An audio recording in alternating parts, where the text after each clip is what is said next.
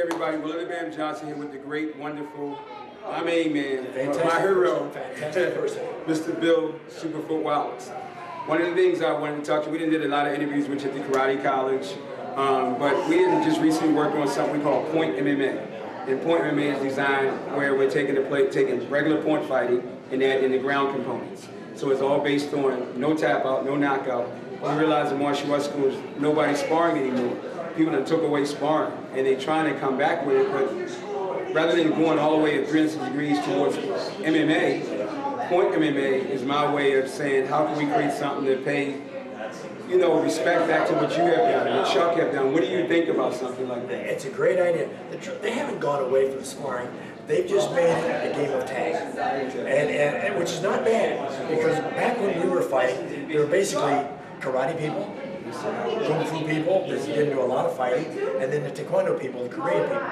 But you know, back in the mid-60s and late 60s when I started fighting, groin techniques were allowed. Face contact was allowed.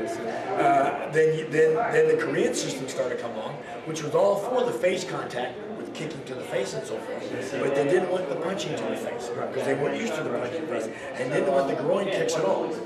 They didn't want the sweeps at all. They didn't want the takedowns at all.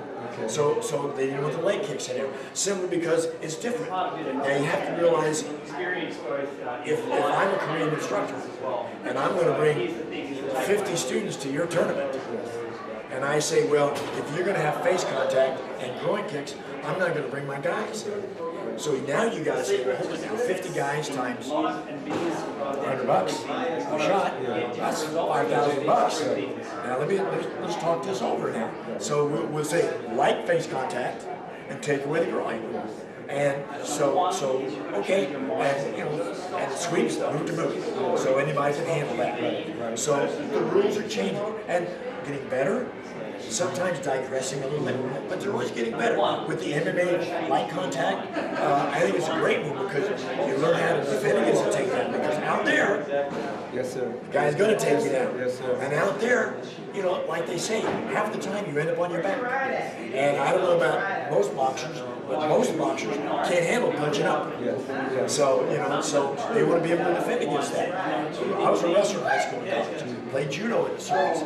So, you know, groundwork is very, very important. Matter of fact, if you watch the first 5 or 6 fights in kickboxing, throws were allowed, takedowns were allowed. So I was having a blast. I didn't mind fighting boxing, because I'll just clinch with you and pretty soon you're on your way. And I think when me and my wife put this together, it was really, truly, and I know I play around with you, but you know how much I respect you. Thank you, sir. And it's an honor to even be able to do something like this, because even in the curriculum, we have something what we call a Chuck Norris technique, the Nasty Anderson technique, the Keep It Tally technique, the Bill Wallice technique, because I believe in American martial arts. A lot of us haven't allowed our students to remember what you guys have done to pave the way for the martial arts today.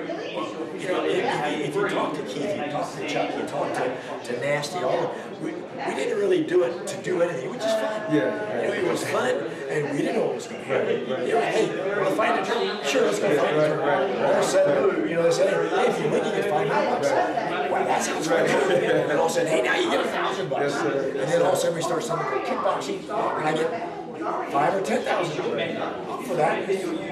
Basically, the point is a little harder. You know, and the beauty of this, some people could take it, and some people couldn't.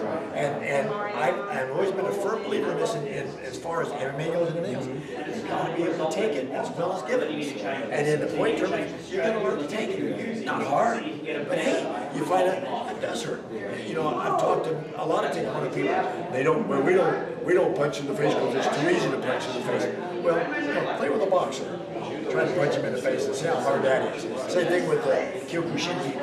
You know, it's too easy to punch. Get with a boxer, try to punch him in the face. But it's always getting better. You know, point tournaments, you know, they goes down, they get back up, and you know, Olympic tournaments, they're huge. Yeah, they are big. U.S. Open in Orlando's gigantic. Tournaments over in Ireland, Germany, they're great, and the love is still there. And I think the beauty of what we do, our focus point is the youth, because I don't think every kid is trained. They don't want to be an MMA fighter.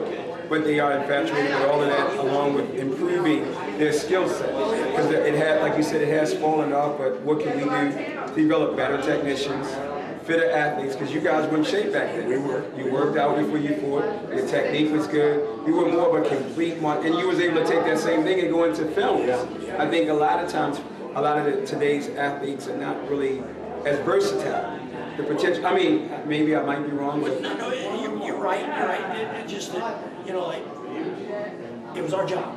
You know, we didn't have a day job. Right. So it's like, you know, I mean, day workers, you know, if you're a salesman or if you're a school teacher, you're something like this, right. You can't go to school tomorrow with a black eye. Right, right. Or you go to some guy that cranks your elbow out of the way, you know, and dislocates there's something.